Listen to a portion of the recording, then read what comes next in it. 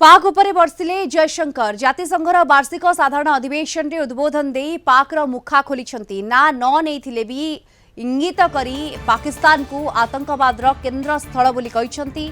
आतंकी कार्यकलाप मुकाबला करबा हमर सर्वोच्च प्राथमिकता। स्वाधीन हेबा परठारु भारत आह्वान रो सामना करुछि। अंतर्जातीय स्तर रे घटुथिबा प्रमुख आतंकवाद आक्रमणर चेर सही गोटिए देश रे रहिछि। जातिसंघर आतंकवाद तालिका मध्य से देशर नागरिकंक ना रहिछि। पहलगाम आतंकी आक्रमण को निंदा करने सहित यह घटना सीमा पार हिंसार उदाहरण बोली कहिसंती। आतंकवाद लोकों को सुरक्षा देवा भारत कार्यानुष्ठान ग्रहण करिछि। आतंकवाद पूरा दुनिया पाई विपद, तेणु मिलित भाव आतंकवाद मुकाबला करने को आह्वान दैछंती।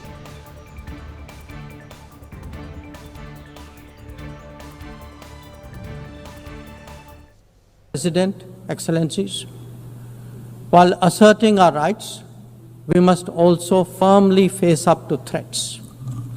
Countering terrorism is a particular priority because it synthesizes bigotry, violence, intolerance, and fear. India has confronted this challenge since independence, having a neighbor that is an epicenter of global terrorism. For decades now, major international terrorist attacks are traced back to that one country. UN's designated lists of terrorists are replete with its nationals. The most recent example of cross-border barbarism was the murder of innocent tourists in Pahalgam in April this year. India exercised its right to defend its people against terrorism and brought its organizers and perpetrators to justice. Because terrorism is a shared threat, Madam President, it is essential that there is much deeper international cooperation.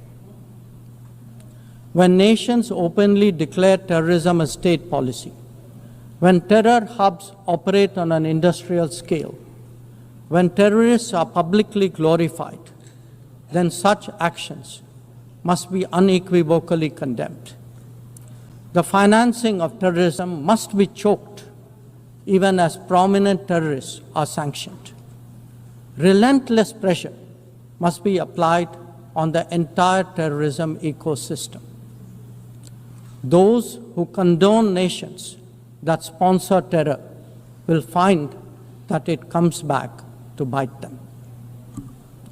Madam President, an objective report card will show that the UN is in a state of crisis. When peace is under threat from conflicts, when development is derailed by lack of resources, when human rights are violated by terrorism, the UN remains gridlocked. As its ability to forge common ground diminishes, belief in multilateralism also recedes. Central to the erosion of the UN's credibility has been resistance to reform.